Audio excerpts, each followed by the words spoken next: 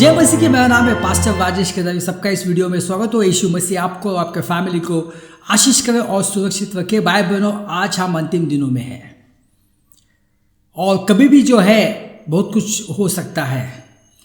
कभी भी जो है अभी रैप्चर हो सकता है, क्योंकि रैप्चर के लिए भविष्यवाणी पूरी हो चुकी है। और जैसे कि आपको मालूम है कि बहुत सारे नबियों लोग जो है वो प्रोफेसाई कर रहे हैं कि सितंबर के महीने में कुछ तो होने वाला है। सितंबर के महीने में रैप्चर हो सकता है। अभी वो क्यों ऐसा बता रहे हैं? क्योंकि सितंबर महीने में एक पर्व है जिसको कहा जाता है तुवेही का पर्व। इंग्लिश में कहा जाता है फीस्ट ऑफ ट्रम्पेट। वो रैप्चर को दर्शाता है। तो इसलिए बहुत सारे लोग कह रहे हैं कि हो सकता है 23 और 24 सितंबर को रैप्चर हो सकता है। दूसरी बात, नया साल शुरू होगा और ये जो नया साल है वो जुबली साल है। और जुबली साल में बहुत सारी चीज़ें होती है। और उसके बाद जो है वो ब्लड मून भी है। और उसके बाद इज़राइल का पुनर्निर्माण होके अभी 77 साल हुआ है। और 77 ये प्रॉफिटिक नंबर है। तो भाइयों बहनों, बहुत सारे लोग कह रहे कि ये रैप्चर जो है हो सकता है। और दुख की बात है कि बहुत सारे डिनोमिनेशन उसके ऊपर विश्वास नहीं करते हैं। बड़े बड़े जो डिनोमिनेशंस होते हैं विश्वास नहीं करते। वो जो है वो ए मिलेनिज्म के ऊपर विश्वास करते हैं। ए मिलेनिज्म का मतलब है कि रैप्चर नहीं है, पिड़ाव का समय नहीं है। यीशु मसीह जो है वो स्वर्ग से नीचे आएंगे और सबका न्याय करेंगे। ये गलत बात है। ये बाइबल के अनुसार नहीं है। बाइबल में रैप्चर है। और जैसे कि आपको मालूम है कि पुराने नियम भी रैप्चर जैसी घटना हुई है। अनोक का क्या हुआ? उसको स्वर्ग में उठा लिया गया। वो जिंदा था, चलते चलते वो ऊपर गया। उसके बाद एलिया का भी ऐसे हुआ, उसको भी ऊपर उठा लिया गया। तो ये रैप्चर जैसी घटना ही है। यीशु मसीह भी चेलन के साथ बात कर रहे थे, उनको आखिरी आज्ञा दे रहे थे और उनके सामने उन्होंने यीशु मसीह को स्वर्ग में जाते देखा। तो भाई बहनों, रैप्चर हुआ है पुराने नियम में। और अभी जो रैप्चर होने वाला बहुत बड़ा रैप्चर है, क्योंकि लाखों करोड़ों लोग दुनिया भर के वो जो है वो ऊपर उठा लिए जाएंगे। लोग पूछते हैं कि बाइबल में कहाँ पे लिखा है रैप्चर के बारे में। आइए हम पढ़ते हैं पहला थिस्सलुनीय अध्याय 4। क्योंकि प्रभु आप ही स्वर्ग से उतरेगा, उस समय ललकार और प्रधान दूत का शब्द सुनाई देगा और परमेश्वर की तुरही फूकी जाएगी। और जो मसीह में मरे हैं वे पहले जी उठेंगे। तब हम जो जीवित और बचे रहेंगे उनके साथ बादलों पर उठा लिए जाएंगे कि हवा से प्रभु से मिले, और इस रीति से हम सदा प्रभु के साथ रहेंगे। यहाँ पे क्या लिखा है? हम बादलों पर उठा लिए जाएंगे। जैसे कि रैप्चर में यीशु मसीह जो है वो धरती पे आने वाले नहीं है, वो स्वर्ग से नीचे आएंगे। हमको ऊपर जाना पड़ेगा, हमको ऊपर बादलों पर उठा लिए जाएंगे। उसको ही कहा जाता है रैप्चर। इंग्लिश शब्द है कॉट अप और लैटिन जो शब्द है वो है हर्पैज़ो। तो रैप्चर है बाइबल में। तो बाइबल में आज हम देखने वाले हैं कि यदि लोग कहते हैं कि भविष्यवाणी है कि 23 और 24 सितंबर को जो है वो रैप्चर हो सकता है,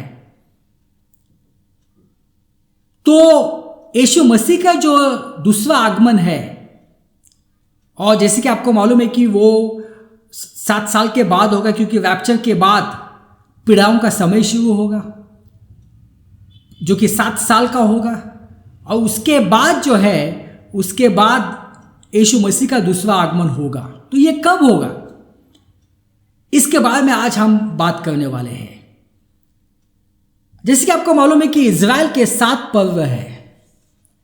पहला जो पर्व है, पहले 4 पर्व गर्मियों के मौसम में आते हैं। वो है, पहला जो है वो पास ओवर, उसके बाद जो है वो अखमेवी रोटी का पर्व, तीसरा जो है पहले फल का पर्व, और चौथा जो है वो सत्पाहों का पर्व, यानी इसको पेंटिकॉस्ट। अभी ये जो पर्व जो होते हैं, अभी हमें वो मनाने की आवश्यकता नहीं है, क्योंकि हम यीशु मसीह के ऊपर विश्वास करते हैं। क्योंकि ये जो पर्व जो होते हैं वो यीशु मसीह की ओर इशारा करते थे। अभी ये जो यहूदी लोग हैं उनको मालूम नहीं है, वो पर्व मनाते हैं मगर उसकी वजह अलग अलग होती है। और दूसरी बात जो होती है कि जब ये पर्व होते हैं तब बहुत बड़ी जो है घटनाएं होती है। इसलिए जब ये पर्व होते हैं तो हमें जो है चौकन्ना रहना है। जैसे कि आपको मालूम है कि जब पास ओवर का पर्व था तब क्या हुआ था, यीशु मसीह को क्रूस के ऊपर लटकाया गया था। और तीसरा जो पर्व है वो पहले फल का पर्व, वो किसके ओर इशारा करता है, वो यीशु मसीह का जो पुनरुत्थान है उसके ऊपर इशारा करता है। और जब पेंटिकॉस्ट था तब क्या हुआ, पवित्र आत्मा आ गया, चर्च की स्थापना हो गई। यानी ऐसे पर्व में कुछ न कुछ होते रहता है। और इसके बाद के जो 3 पर्व है वो पतझड़ के समय में आते हैं, जो कि अभी सितंबर में आने वाले हैं। पहला है तुवेही का पर्व, जो कि दर्शाता है रैप्चर। उसके बाद है प्रायश्चित का दिन, जो कि दर्शाता है कि यहूदी लोग जो है पीड़ाओं के समय में वो पश्चाताप करने वाले हैं और यीशु मसीह से माफ़ी मांगने वाले हैं। उसके बाद जो आता है वो झोपड़ियों का पर्व, जिसको कहा जाता है फीस्ट ऑफ टैबरनेकल, और वो दर्शाता है कि जो यहूदी लोग हैं वो जो है यीशु मसीह के साथ जो 1000 साल का जो यीशु मसीह का जो शासन रहेगा उनमें रहेंगे। हालेलुया। तो बहुत सारे जो नबी लोग हैं, बहुत सारे जो प्रॉफिट्स है, भविष्यवाणियां है, उनका ये मानना है कि जब ये तुवेही का पर्व होगा, फीस्ट ऑफ ट्रम्पेट, तभी रैप्चर होगा। तो तुवेही का पर्व जो है वो 23 या 24 सितंबर को होने वाला है 2025 में, और तभी रैप्चर हो सकता है।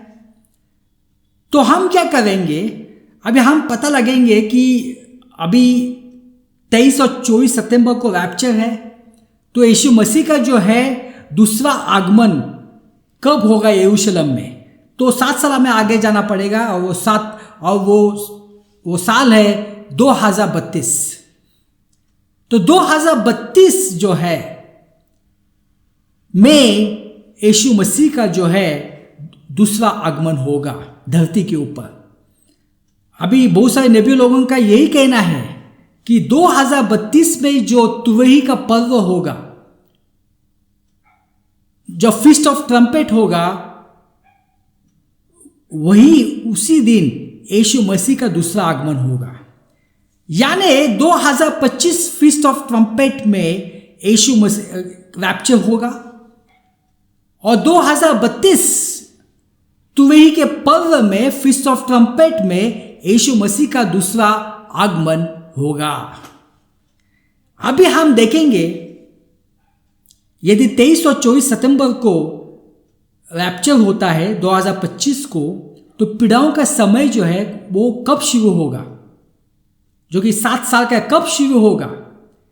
तो उसके लिए हमें क्या करना पड़ेगा, सितंबर 6 2032, अभी ये सितंबर 6 2032 में क्या है, सितंबर 6 2032 में तुवेही का पर्व है। तो सितंबर 6 2032 में अपने को 32 में से हमें 2520 दिन को क्या करना है, माइनस करना है। क्यों माइनस करना है? जैसे आपको मालूम होना चाहिए कि यहूदियों का जो साल होता है वो 360 दिन का होता है। एक साल 360 दिन, तो 360 मल्टीप्लाई बाय 7, तो हमें क्या मिलता है आंसर, 2520।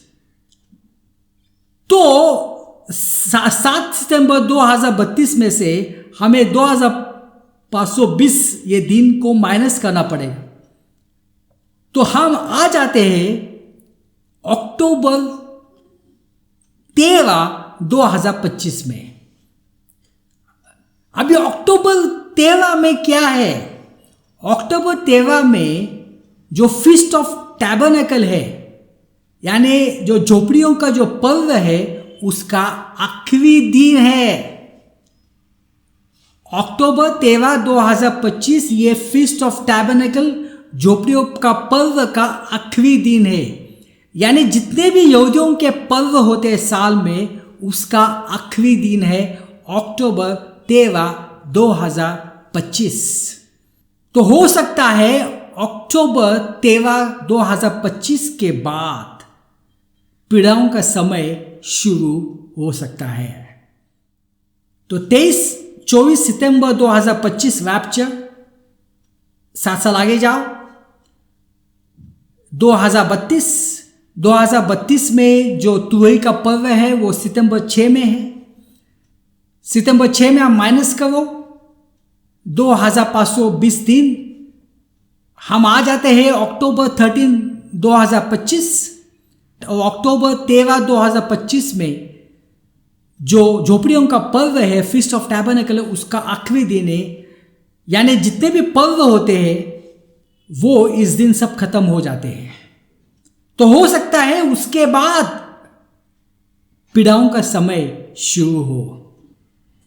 और पीड़ाओं का समय शुरू कैसे होगा? दानियल 9:27 में लिखा है, वह प्रधान एक सप्ताह के लिए बहुतों के संग दृढ़ वाचा बांधेगा, परंतु आधे ही सप्ताह के बीच पर वह मेल बलि और अन्न बलि को बंद करेगा और कंगुए पर उजाड़ने वाली घृणित वस्तुएं दिखाई देगी, और निश्चय ही ठनी हुई बात के समाप्त होने तक परमेश्वर का क्रोध उजाड़ने वाला पर पड़ा रहेगा। बाइबल ने यहाँ पे क्या लिखा है? वह प्रधान, ये प्रधान कौन है?